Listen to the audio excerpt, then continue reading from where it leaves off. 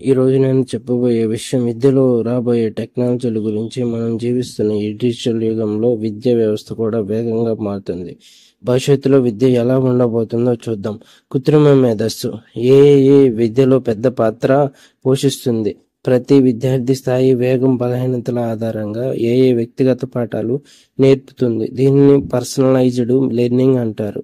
Virtual class rooms మరియు metaverse education. విద్యార్థులు VR headset వేసుకొని నిజంగా ఒక క్లాస్ రూమ్లో కూర్చున్నట్టుగా అనుభవిస్తారు. సైన్స్ ల్యాబ్, ఎక్స్పెరిమెంట్స్, హిస్టరీలో చరిత్ర ప్రదేశాలు ఇవన్నీ వర్చువల్గా నేర్చుకోవచ్చు. Digital twins technology, engineering, medicine వంటి రంగాల్లో యంత్రాలు లేదా మానవ శరీర భాగాల డిజిటల్ మోడల్స్ను ఉపయోగించి ప్రాక్టికల్గా నేర్చుకునే అవకాశం ఉంటుంది. ఏఐ టీచింగ్ అసిస్టెంట్స్ ఇవి గురువులకు సహాయం చేస్తాయి. పరీక్ష పేపర్లు చెక్ చేయడం, హోంవర్క్ పరిశీలించడం, విద్యార్థి బలహీనతలను గుర్తించడం వీటిలో సులభం అవుతుంది. ఇంకో ముఖ్యమైన మార్పు గేమికేషన్.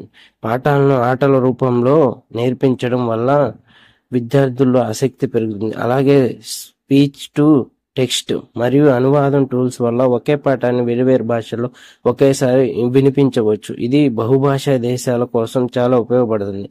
5G ఇంటర్నెట్ వల్ల గ్రామీణ ప్రాంతాల్లో కూడా నాణ్యమైన ఆన్లైన్ క్లాసులు అందుబాటులో వస్తాయి.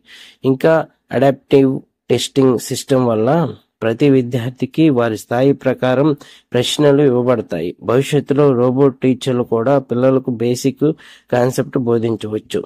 చివరగా ఏఆర్ మరియు విఆర్ ఆధారిత లైఫ్ స్కిల్స్ ట్రైనింగ్ వస్తుంది. డాక్టర్లు సర్జరీ ప్రాక్టీస్ చేయడం, లాయర్లు కోర్టు ప్రాక్టీస్ చేయడం, మెకానిక్స్ యంత్రాలు రిపేర్ చేయడం ఇవన్నీ వర్చువల్ ప్రపంచంలో నేర్చుకోవచ్చు. మొత్తానికి రాబోయే కాలంలో విద్య మరింత సులభం, ఆకర్షణీయంగా అందరికీ అందుబాటులో ఉండే విధంగా మారుతుంది. That's all friends.